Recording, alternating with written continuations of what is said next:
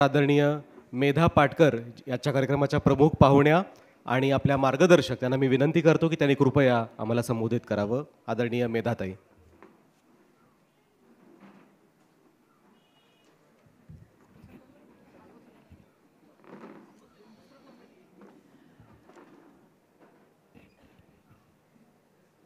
आज मंचावर उपस्थित असलेले आदरणीय बाबा आढावजी, जे सत्य शोधकच आहेत,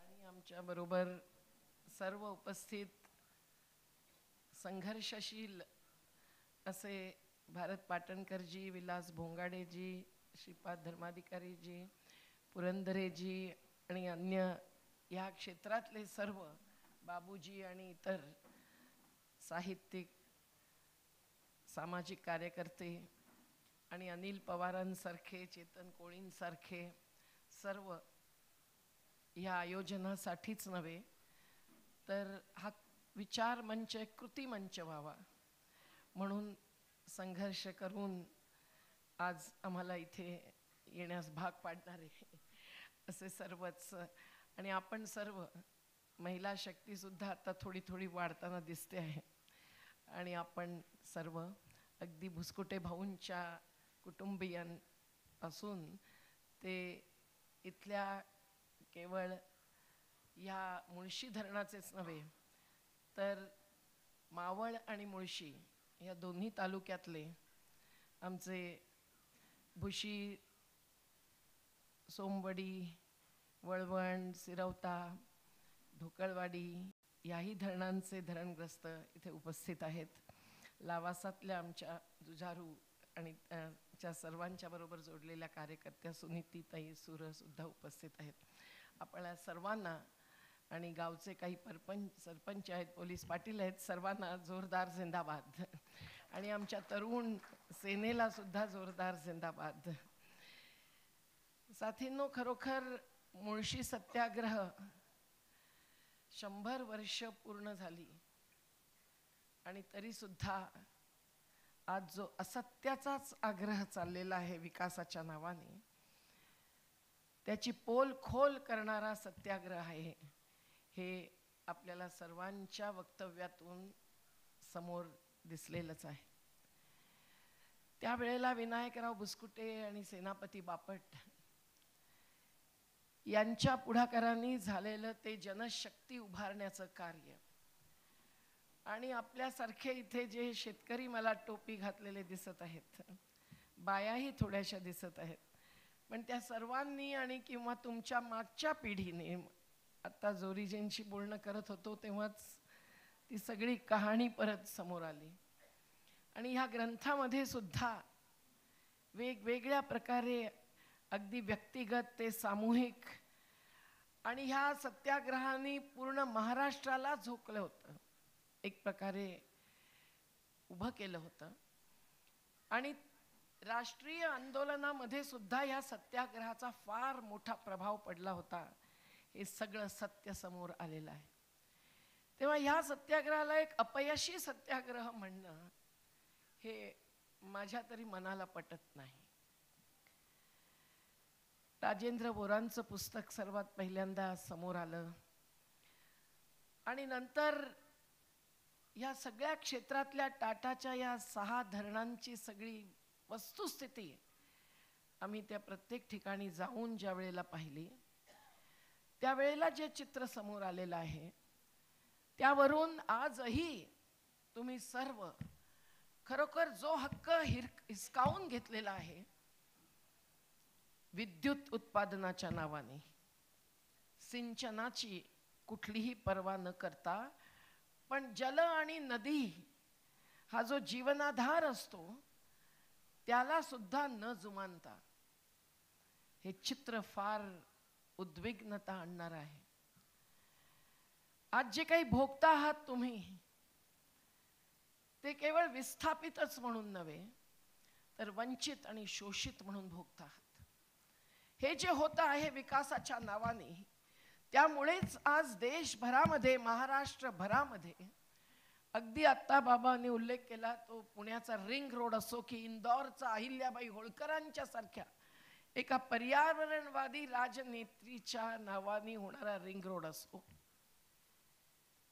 मेगा सिटी असो की मेट्रो असो, आणि धरणं जी चीनच्या खालोखाल भारताने बांधली आणि त्याच्यामध्ये सर्वात जास्त महाराष्ट्राने, या सर्व प्रकल्पांच्या पोटी जे काही होतं आहे त्याच्या समोर विस्थापित विरुद्ध प्रस्थापित असा जो लढा चाललेला आहे, तो लढा आजही पुढे नेण्याची गरज आहे. म्हणून आपल्याशी या संवाद करण्यामध्ये आम्हाला खूपच अभिमान वाटतो. आज जे काही चित्र तुम्ही भोगता आहात आणि त्यामध्ये टाटा सारखी कंपनी, जिच्या नावाने आम्ही तरुणपणी सारखं गीत गायचो, सांगा धनाचा साठा आमचा वाटा कुठं आहे हो, असं टाटाला विचारायचं. आता अडाणींसारखे तर विश्व कीर्ती पावतात आणि मोदीजींसारख्या सत्ताधीशांना तेच भावतात, आणि मग प्रत्येक सार्वजनिक हिताचं कार्य असं म्हणत ते त्यांच्या निजी हिताचं होतं, आणि दिवसाला 1600 कोटी रुपये त्यांची कमाई होती. विचार करा मित्रांनो, माझ्या भगिनींनो, आज बाबांनी जे सत्याचा आग्रह धरत सांगितलं ते सत्य आहे. बिभत्स गैर बराबरीचं मुळशी सत्याग्रह हा सुद्धा सावकारांच्या, जमीनदारांच्या, कंपन्यांच्या विरोधात होता. हे याचं वर्णन इत्थंभूत सत्य आहे. पण आजही ती लढाई चालू ठेवावी का लागते आहे? स्वातंत्र्याचा अमृत महोत्सव साजरा केला जात असताना ही आपल्याला सळणारी बाब आहे. या प्रश्नाचं उत्तर देण्यासाठी म्हणून कुठे गडचिरोलीमध्ये आदिवासी लढतायत, नर्मदेमध्ये 39 वर्ष आंदोलनाची झाली, जवळजवळ 50,000 कुटुंबांचं पुनर्वसन आम्ही घेतलं. त्यात 20,000 कुटुंबांना किमान 5 एकर, अगदी महिला खातेदारला सुद्धा आणि वयस्क पुत्र सज्ञान मुलगा असेल त्याच्या नावाने जमीन नव्हती तरी सुद्धा तो हक्क मिळवला. पण आजही जर तिथे सुद्धा काही हजार लोक बाकी आहेत तर लढत सोडणं आम्हाला शक्य नाही. आणि अशा लढतीमध्ये आम्ही तुमच्यासारख्या मुळशी सत्याग्रहापासून अगदी गांधीजींच्या चंपारण सत्याग्रहापासून सर्वांच्या सेनापती बापटांच्या जलसमाधीपर्यंत जाण्याच्या बांधिलकीपासून विनायकराव भुसकुटेंसारख्यांच्या सर्व खरी हकीकत मांडण्याच्या लेखनाच्याच नव्हे तर जेल भरोच्या सत्याग्रही प्रवृत्तीपासून प्रेरणा घेत आहोत. आणि म्हणून तुम्हा मुळशीकरांना मी सलाम करते. आज आपल्याला समजणं आवश्यक आहे की खरोखर ब्रिटिशांच्या वेळेला जे काही होतं, 1894चाच भूसंपादन कायदा जो 2013 पर्यंत भारतामध्ये चालत राहिला, ज्या कायद्यामध्ये केवळ पैसा देणं, पैसा बोलता है असं म्हणत एक प्रकारे तुकडे गँग करणं, हे सगळं मुळशी सत्याग्रहाचं वर्णन वाचणाऱ्यांना सुद्धा माहिती आहे की भोगलेलं आहे. ब्राह्मण विरुद्ध ब्राह्मणेतर असा लढा किती दुर्दैव आहे. पण बाबासाहेबांनी जे सांगितलं तेच आम्ही मानतो की ब्राह्मणांचा विरोध नाही, ब्राह्मण्यवादाचा विरोध आहे. आणि म्हणून जाती निर्मूलन हेच उद्देश मानणारे त्यावेळच्या सत्याग्रहामध्ये झालेली फूटफाट सुद्धा कशा प्रकारे पाहणार याचा विचार केलेला बरा. आज आपण सर्व एकत्र आहोत, केवळ मंचावरती नाही तर या सर्व कार्यामध्ये आपण एकत्र आहोत आणि असलंच पाहिजे. कारण आज जल, जंगल, जमीन, त्या जमिनीच्या खालचं खनिज, तो खजाना, अगदी नदींच्या किनाऱ्याची रेती, सर्व हिसकावून घेणारे कोण आहेत हो? पुंजीपती म्हणतात त्यांना, भांडवलशाह म्हणतो आपण त्यांना. पण त्यांचं भांडवल काय आहे हो? त्यांचं भांडवल फक्त पैशाचं भांडवल आहे. ते अन्नदाता नाहीत, ते ते सेवा करता नाहीत, ते या मोठमोठ्या बिल्डिंगी आणि विकासाच्या नावाने जे काही बनतं आहे. आत्ता बसमधून पुण्याला येताना बघत बघत येतो तो, तेव्हा एकीकडे तुमची स्थिती, अगदी आत्ता सरपंच म्हणाले त्याप्रमाणे कातकरी समाजाची स्थिती, आमच्या लावासामधल्या सुद्धा ठगूबाई आणि दिलाबाईंची स्थिती, हे सगळं सगळं पाहून हे जे विभाजन आहे भारताचं झालेलं, ते सगळं आपलं हृदय हेलावणार आहे. आणि म्हणून आपल्याला आता कळलंच पाहिजे, आणि कळलं आहे की हे जल जंगल जमीन वाचवणारे तुम्हीच आहात. तुमच्याच जीवावरती आम्ही आजचं खाणं खाणार आहोत. आणि अशा अन्नदात्यांना, शेतकऱ्यांना आमच्या लढावंच लागतं आहे. आता 26 जानेवारीला आमची प्रत्येक ठिकाणी ट्रॅक्टर रॅलीची विनंती आहे. बाबांनी सुद्धा विनंती केली आहे. संविधान, पण या संविधानाच्या आधारे अनुच्छेद 39 मध्ये जे सांगून ठेवलेलं आहे की मुठ्ठीभरांच्या हातात संपत्ती केंद्रित होता कामा नये, हे न झाल्यामुळे शेतकरी भोगतो आहे, पशुपालक भोगतो आहे, वनोपजवर जगणारा आदिवासी भोगतो आहे, आमचे मच्छीमार भोगत आहेत, ज्यांना तुमच्या मुळशी धरणाच्या जलाशयामध्ये सुद्धा मासेमारी करण्याचा हक्क नाही. पण या सर्वाच्या विरोधामध्ये लढणारे सुद्धा जल जंगल जमीनच नव्हे तर निसर्गाशी जोडलेले तुम्ही सर्व, तुमच्या बाया सुद्धा ज्या त्या सत्याग्रहामध्ये लढल्या होत्या, आणि संविधानाच्या सभेमध्ये सुद्धा 15 महिला होत्या. हो, त्यांचं नाव प्रत्येक वेळेला घेतलं जात नसेल, परंतु हे सर्व जे काही आज आपल्या पुढे आहे, ते संविधान जे सांगतं आहे ते सांगतं. म्हणजे फक्त जनप्रतिनिधींनी हात ठेवून शपथ घेणं आणि मग 5 वर्षासाठी भागणं हे आपल्याला मंजूर नाही. हे 26 जानेवारीच्या निमित्ताने, पण अगदी रोज मी तुम्हाला, आत्ता माझी पिशवी कुठेतरी राहिली, नाही तर तुम्हाला संविधानाचा एक छोटासा पर्चा देणार आहे. तरुण मुलांनो, तुम्ही सुद्धा संपूर्ण संविधान वाचलंय का? नाही वाचलेलं. तुम्हाला 30 मुद्द्यांचं आम्ही देणार आहोत. 60 मिनिट द्या तुमच्या आयुष्याची आणि ते 30 मुद्दे वाचा.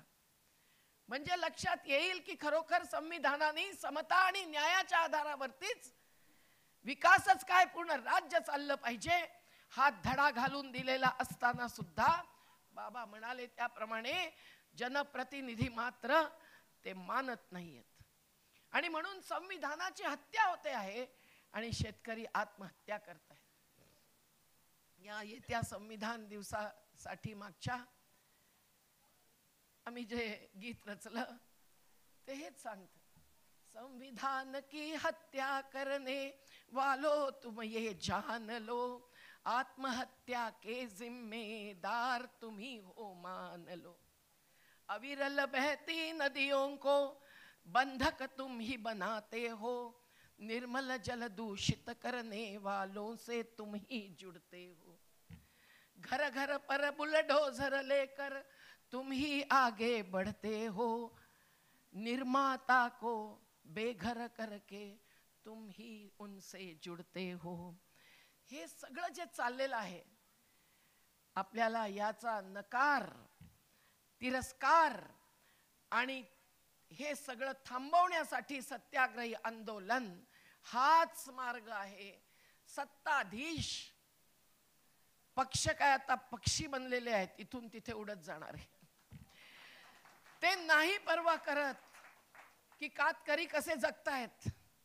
शेतकऱ्याची शेती गेली तर मुलगा कुठेतरी रोजगार मिळवेपर्यंत तरी, आणि तो मिळवून निघून गेला तरी उरलेले बाप जादे, त्याचे माता पिता सुद्धा कसे जगतायत.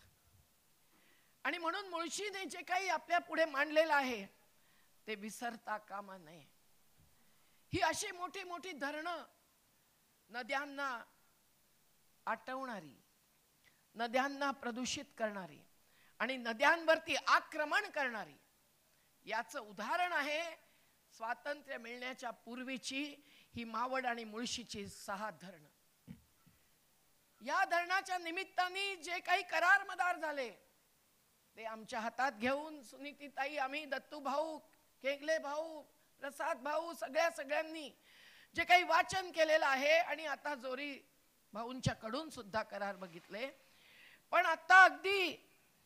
अजित पवारांच्या बरोबर झालेल्या बैठकीमधलं जे मिनिट्स आम्हाला मिळालेले आहेत त्यामध्ये सुद्धा त्यांनी मान्य केलेलं आहे जे सर्वात महत्वाचा आधार बनू शकतं तुमच्या सत्याग्रहाचं, की या करारांमध्ये 1911चे करार आमच्या हातात आहेत, 1921च्या कराराचा उल्लेख आहे की ह्या कंपनीला जी भूसंपादन करून ब्रिटिशांच्या वेळच्या कायद्याच्या पोटी जी काही जमीन दिली या 6 धरणांसाठी, त्यामधली जी जमीन बुडणार नाही, जी उरेल बुडीताच्या बाहेर, म्हणजे ज्या उद्देशाने जमीन संपादित केली त्या उद्देशासाठी ती वापरली गेली नाही तर शासनाला ती परत द्यावी लागेल।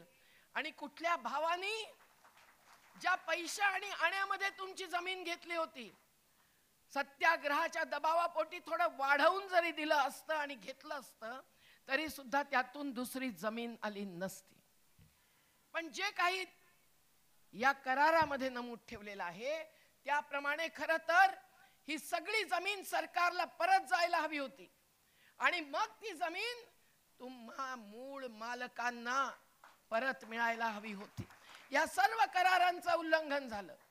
जोपर्यंत लीज होता टाटाचा या कराराच्या पोटी झालेला, तो लीज संपल्यानंतर बराच काळ मध्ये गेला आणि यांनी चुपचाप तो लीज वाढवून घेण्याचं कारस्थान केलेलं आहे। हे सगळं समजून आपल्याला जर अयोध्येमध्ये मी आता जाऊन आले, बघितलं मंदिर मस्जिद उखडण्यासाठी किती घर उखडली गेली, हे इतका इतिहास उखडून काढतात तर मग आपल्याला सुद्धा मुळशीचा आणि मावळच्या प्रत्येक धरणाचा इतिहास उखडून काढलाच पाहिजे, हाच आपला संकल्प असला पाहिजे। आणि आज त्यांनी काय केलेलं आहे, या 27,000 एकर जमिनीपैकी मुळशीच्या धरणासाठी संपादित केलेली 14,000 एकर जमीन उरलेली आहे, बुडलेली नाही। त्या जमिनीचा हे कसा वापर करता आहेत हे शोधणं, त्याचा शोध घेणं आवश्यक आहे। अनिल पवार आणि त्यांच्या साथींनी जसं घर घर आणि गाव गाव झालेलं आहे, माझ्या तरुण मुलांनो तुम्हाला आम्ही सगळं बनवून देऊ, सर्वेक्षणाची पत्रकं, सर्वेक्षणाचे फॉर्म जे अयोध्येच्या लोकांना सुद्धा मला द्यावे लागले। कसं काय एक पैसा मुआवजा न देता हजारो घरं तोडून टाकली रामाच्या नावाने? रामराज्य आलं का? इथे आलं का रामराज्य? तुम्ही शोध घ्या मुलांनो, गावोगाव जाऊन सर्वे करा, तुमच्या स्वतःच्या कुटुंबांपासूनच सुरुवात करा, म्हणजे सत्य पुढे येण्यासाठी आपल्याला फार मोठा आधार मिळेल आणि त्यातूनच आंदोलन पुढे जाऊ शकेल। आज आपल्याला माहिती आहे की 1894चा हा कायदा ज्याच्या पोटी स्वातंत्र्याच्या अमृत महोत्सवापर्यंत नाही पण 2013 पर्यंत एकेका विकासाच्या प्रकल्पाच्या नावाने हिसकावून घेतला झाला जीवनाचा आधार, आज धरणासारखा एक प्रकारचा प्रकल्प सुद्धा आपण जर समोर ठेवला तर वेगवेगळ्या धरणांमध्ये, अगदी आमचे गोसी खुर्दचे विलास भोंगाडेजी आणि सर्व पुढच्या सत्रात मांडणार आहेत, मी फक्त एवढंच म्हणेन की तो कायदा 2013 मध्ये बदलला, त्यावेळेला सुद्धा हीच गोष्ट त्या कायद्यामध्ये आलेली आहे की संपादित झालेली जमीन त्या उद्देशासाठी, त्याच प्रकल्पासाठी ज्याची नोंद कागदावर असेल जमीन हिसकावून घेताना, जर 5 वर्ष वापरली नसेल तर ती त्या मालकाला परत दिली पाहिजे। आणि जर परत हवी असेल तर पुन्हा सुरू करा भूसंपादनाची प्रक्रिया।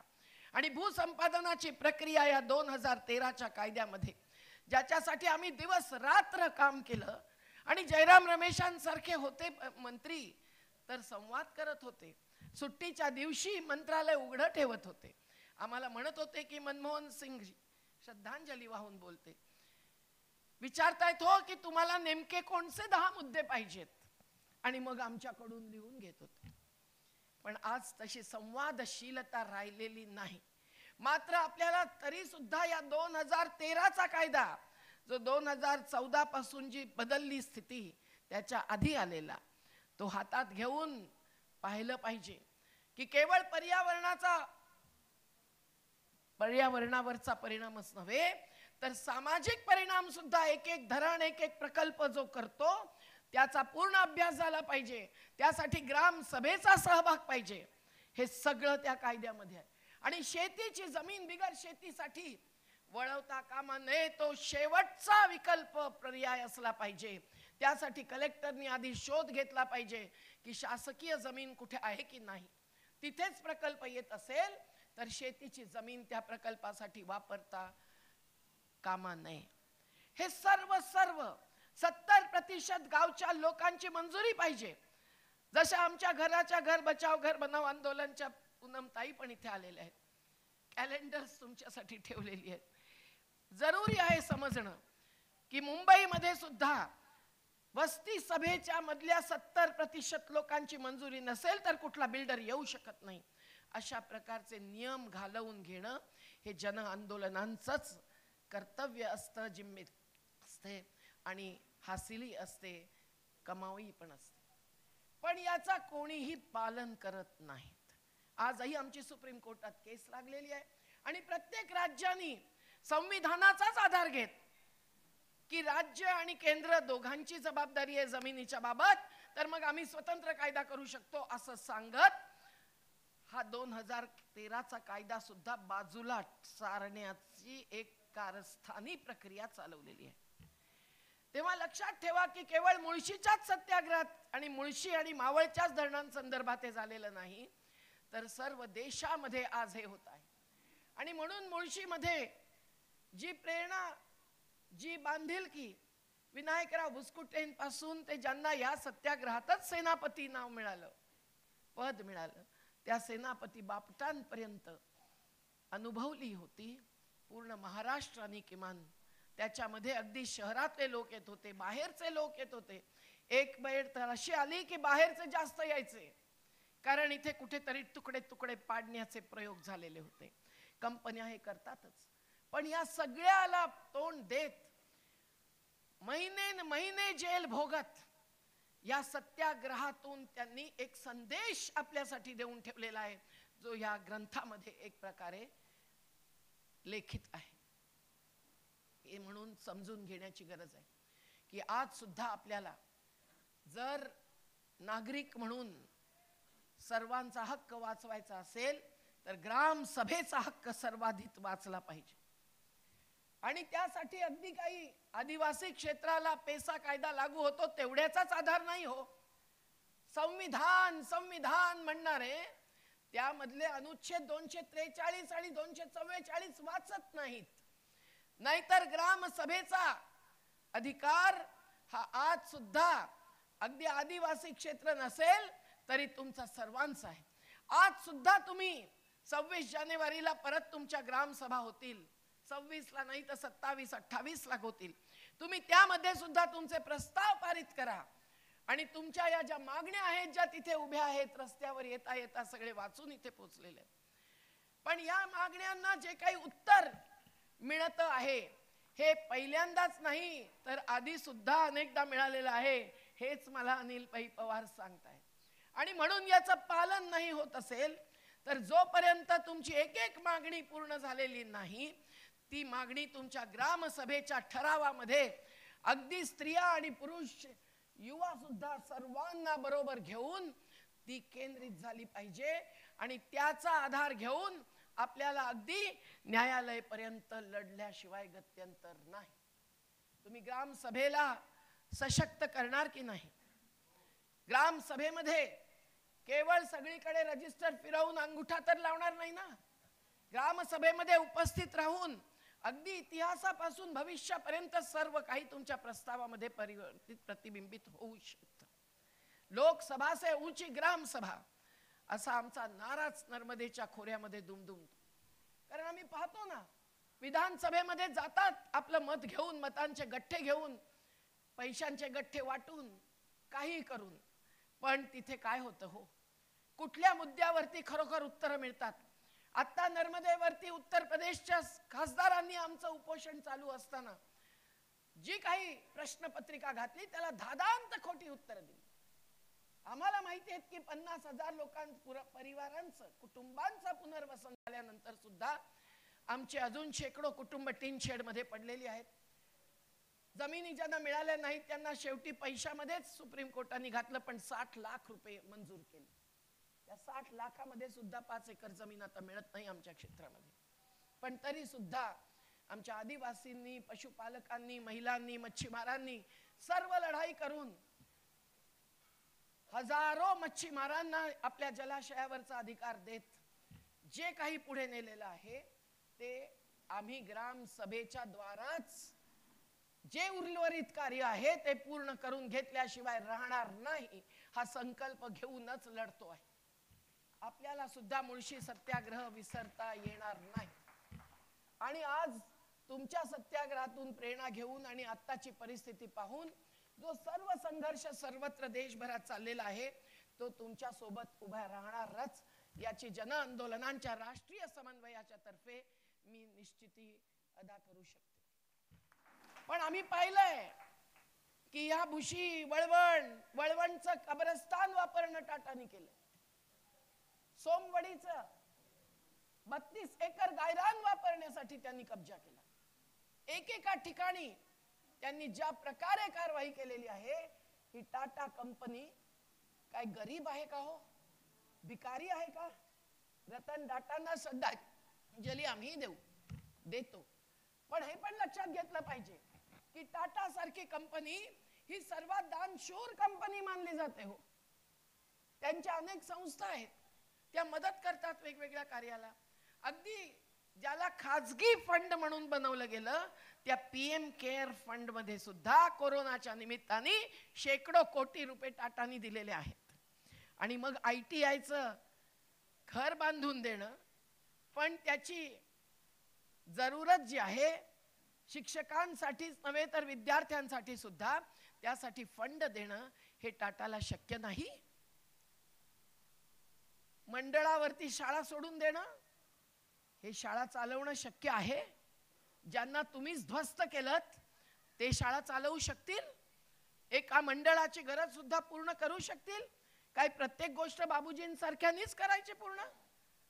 टाटा, तुम्ही टाटा आणि बाटा हे करता, पण असं करू नका. तुमचा अपमान आहे आणि तुम्ही विकासाच्या नावाने जे करता आहात तो जनतेचा सुद्धा अपमान आहे. हे आम्ही तुम्हाला शिकवल्याशिवाय राहणार नाही अशी आपली संकल्प यात्रा असली पाहिजे. पण आम्ही पाहतोय पदयात्रा घेऊन आले मावळच्या धरणग्रस्तांची. तिथे टाटाचे अधिकारी प्रत्येक वेळेला आमच्या बरोबर चर्चेला बसले. पुणे जिल्हाधिकारी, पुणे आयुक्त सर्वांच्या उपस्थितीमध्ये. कधी ॲडिशनल कलेक्टरांची शेवटची मीटिंग झाली, परंतु त्यामध्ये जे मान्य करतात ते देत नाही. तेव्हा मुळशीपासूनची प्रेरणा घेऊन हा सत्याग्रह पुढे जाणारच असा आपला संकल्प होणं आवश्यक आहे. गावठाणाचा हक्क, धरणग्रस्ताचा दाखला, गायरानावरचा हक्क हे सर्व मिळालं पाहिजे. हे प्रकल्प तर विद्युत प्रकल्पच राहिलेले आहेत आणि आता सिरवत्यावरती पुन्हा वरती विद्युत प्रकल्प उभा करणार आहेत. त्यासाठी सुद्धा जो काही पर्यावरणीय आघाताचं मूल्यांकन, एन्व्हायरमेंटल इम्पॅक्ट असेसमेंट झालेलं आहे ते वाचलं तर हसावं की रडावं कळत नाही. ते एका ठिकाणी म्हणतात की एवढे परिणाम निश्चित होणार, अगदी मच्छीमारांवर होणार, तिथलं लाकूड फाटा घेऊन ज्या चुलीमध्ये अन्न शिजतं त्याच्यावर होणार, वगैरे वगैरे, पाण्यावर होणार, प्रदूषण होणार. पण त्याच्याच बरोबर ते कन्क्लुजन काढतात की या सगळ्यावरती उपाय केला जाईल. सामुदायिक काय म्हणतो भोजन गृह सुरू करू. लाकूड प्रत्येकाला मिळालं नाही तर अहो काय बायका मंजूर करतील का? काय आपण काय बांगलादेशातून विस्थापित होऊन आलेले आहोत का? आपल्या घरावरती, आपल्या जंगलावरती, आपल्या जमिनीवरती जो हक्क तुमचा त्यांनी खेचून घेतलेला आहे त्याचा पर्याय न देता अशा प्रकारे विद्युत उत्पादन पुढे नेणं हा सुद्धा धोकाधडी आहे. पिंपरी चिंचवडच्या भागामध्ये जाऊन पहा, इंद्रायणीचं काय झालेलं आहे, भीमा, मुळा, मुठा सगळ्या नद्यांचं काय झालेलं आहे. नर्मदेचं पाणी पिण्यालायक नाहीये. आज काय स्थिती आहे नद्यांची?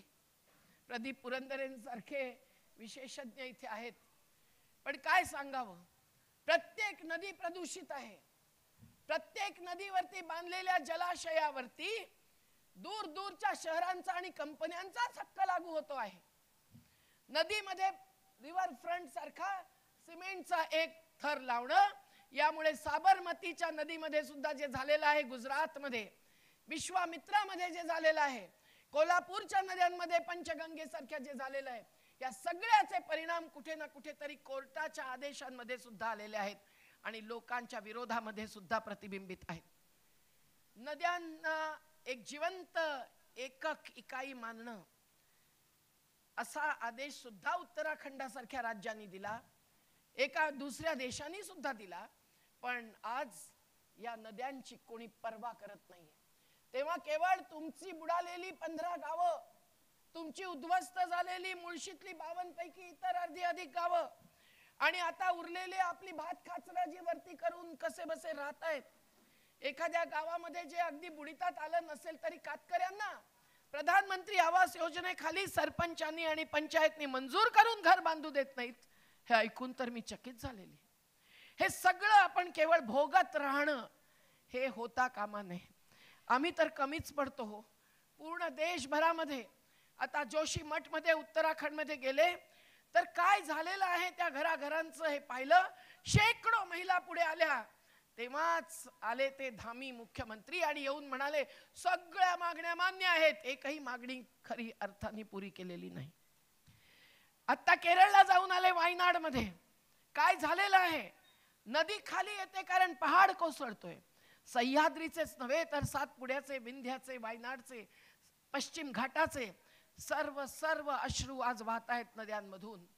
पण नद्या जेव्हा अशा प्रकारे कोसळत येतात त्यावेळेला 400 लोक वाहून जातात. त्यांच्या महिला रडत रडत शेकडोंच्या संख्येने आमच्या रॅलीमध्ये सामील होतात. कारण त्यांनी कर्ज घेऊन बांधलेली घरं, त्यांना कर्ज भोगता येत नाही, परत करता येत नाही, तर बँका त्यांना छळतात. लक्षात ठेवा की हे सगळं जे काही चाललेलं आहे ते कुठेतरी व्यवस्थेच्या आशीर्वादाशिवाय चालू शकत नाही. आणि म्हणून जनतेचा आशीर्वाद नाही आहे. बाबा जे म्हणाले की 30 तारखेला सुद्धा आपल्याला जे मान्य नाही ते स्पष्टपणे जाहीर करण्यासाठी तुम्ही मौन धरलं तरी सुद्धा आवाज उठेल.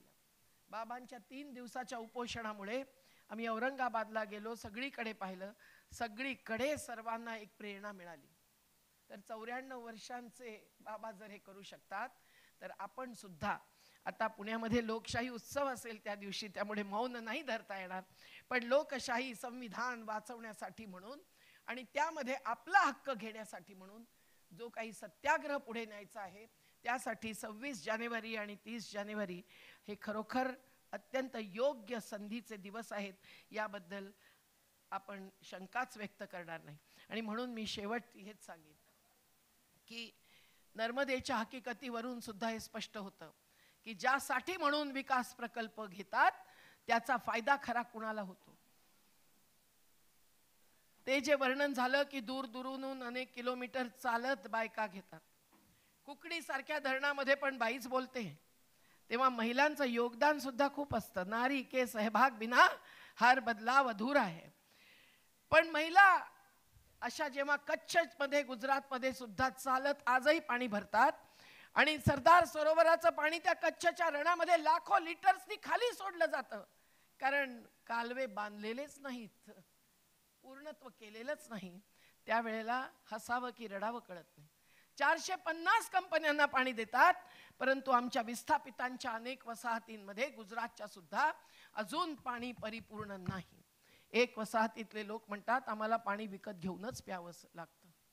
विचार करा, हे सगळं जे काही चित्र आहे आज ते सत्याग्रहाच्या तर्फे विकासाची पोलखोल केल्याशिवाय बदललं जाणार नाही.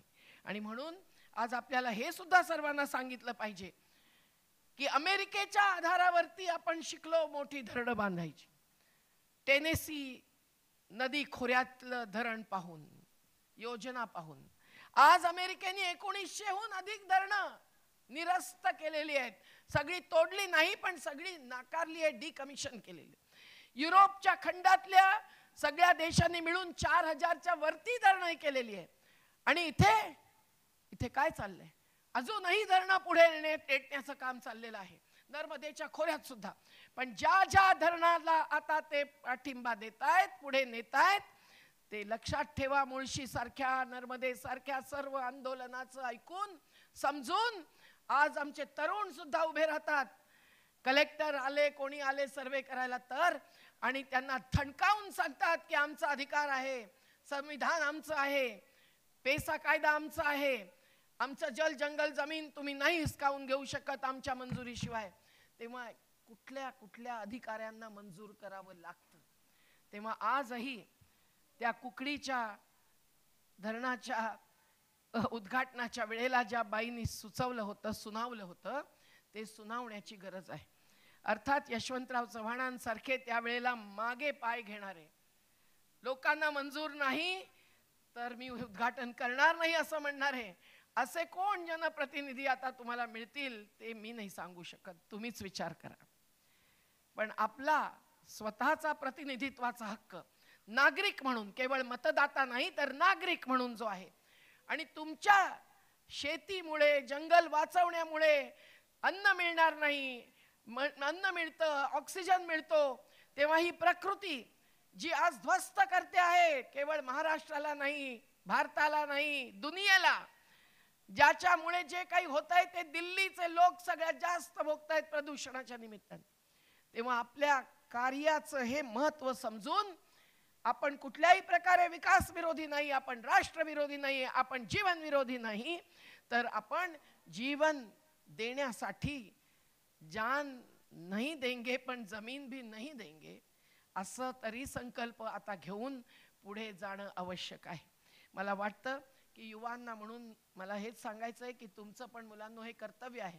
तुमच्या दादांनी परदादांनी जे काही केलं असेल ते कार्य अजूनपर्यंत जर आपला हक्क मिळाला नसेल तर पुढे नेण्याचं आपलं कर्तव्य आहे की त्या करारांचं जे काही उल्लंघन झालंय ते पूर्णपणे जाहीर करत सरकारला ठणकावून सांगण्याचं की ही 14,000 एकर जमीन मुळशीच्या धरणाची आणि इतर जमीन 13,000 एकर इतर 5 धरणांची ही तुम्हाला परत घ्यायला पाहिजे. तुम्ही आधी केलं असेल उल्लंघन तरी आता सुद्धा घेऊ शकता. तुम्ही जर अयोध्येच्या मंदिर मशिदीच्या जुन्या लढाया काढता उखडून तर हे सुद्धा सत्य समोर आणणं तुमचं कर्तव्य आहे.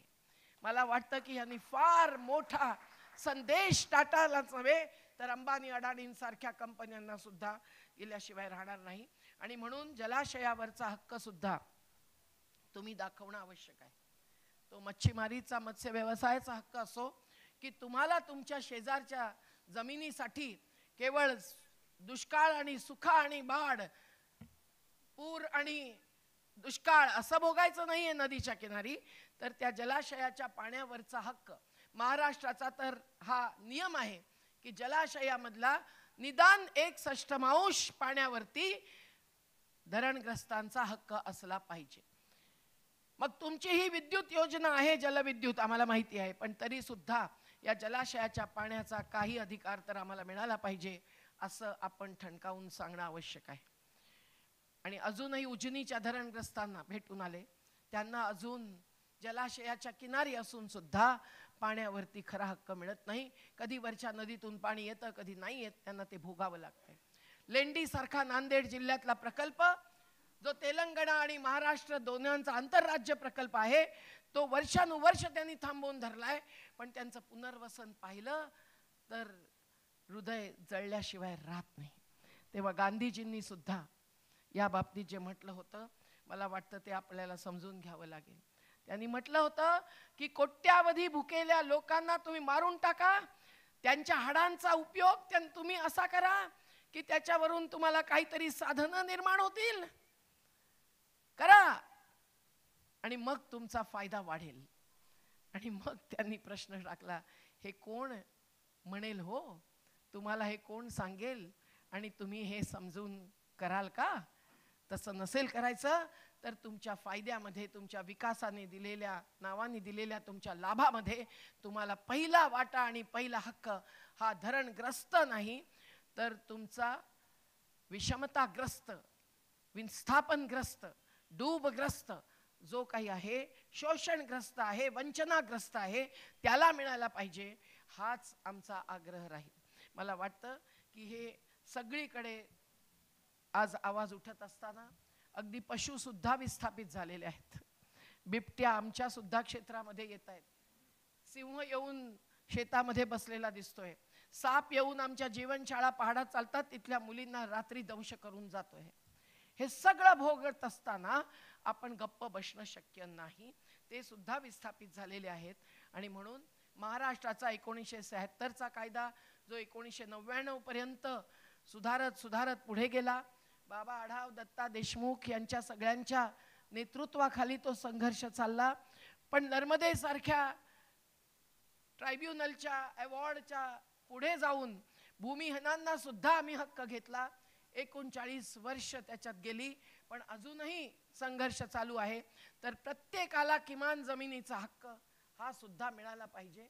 आणि जिथे कुठे गावठाण करण्याची शक्यता आहे आणि आज लोक उपस्थित आहेत, तिथे गावठाण म्हणजे केवळ पुनर्स्थापन करणं नव्हे, एक मूर्ती हलवतो त्याप्रमाणे, तर पुनर्वसन म्हणजे रोजगाराचा हक्क, घराचा हक्क आणि सर्व न्यूनतम सुविधा सोयींचा हक्क यासह आमचं पुनर्वसन पूर्ण झालं पाहिजे, असा सुद्धा संकल्प घेऊन आपल्याला पुढे जाणं आवश्यक आहे.